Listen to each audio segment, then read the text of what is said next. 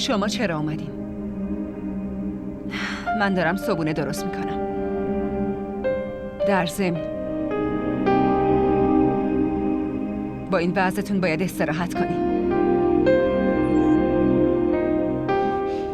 خیلی خوشحالی که مامانتو تحقیر میکنی. این کاراتو جمع کن برای بابات. بیا برو، باید بری دانشگاه. من مریض نیستم که استراحت کنم.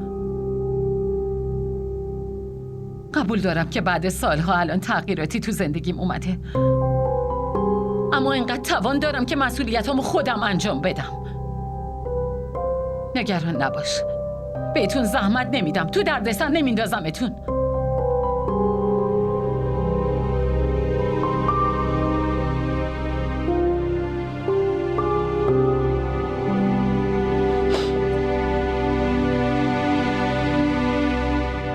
تغییرات؟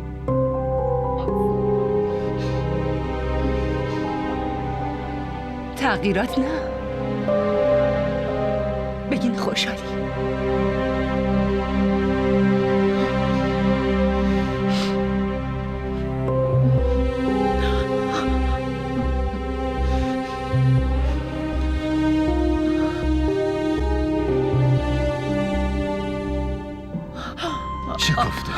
شکفته.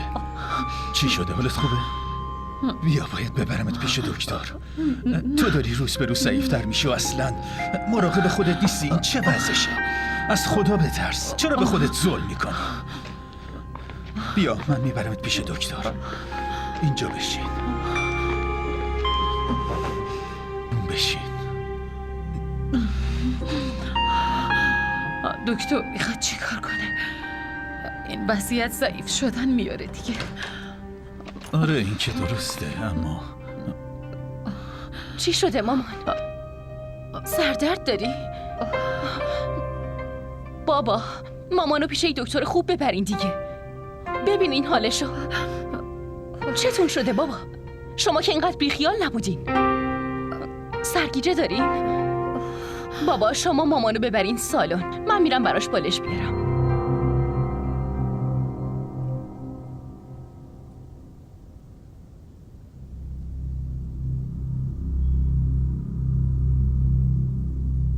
خانم ابرار؟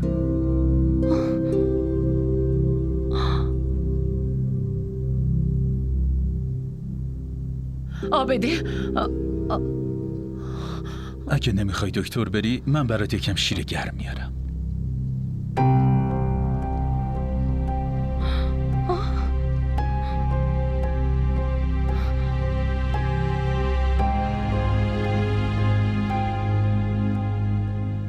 آبده اون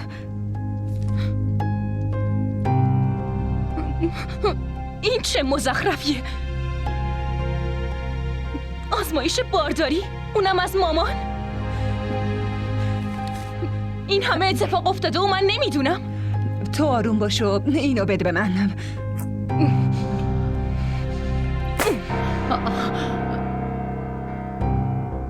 این چیه مامان؟ من نمیفهمم. گریه کنم، عصبانی باشم، چی کار کنم؟ با وجود عاقل بودن چطور همچین کاری کردین؟ مردم مسخرمون میکنن. چرا مسخرمون کنن؟ همه آدم ها بچه دار میشن، این کجاش عیب و ایراد داره؟ واقعا؟ من که ندیدم تو این سن کسی بچه دار بشه. تو این سن مردم ازدواج بچه هاشونو میگیرن. کافی آبده. اگه یک کلمه بیشتر از این حرف زدی اون روی دیگه ی منو میبینی. مگه من و مامانت گناهی مرتکب شدیم؟ من اینقدر دخترای پررو و بی‌ادبی داشتم هیچ وقت فکرشو نمی‌کردم. نمیدونم کجای تربیتم کم گذاشتم. کمو که شاید ما گذاشتیم، اونم تو زندگی شما که الان توی این سن. دهنتو ببند.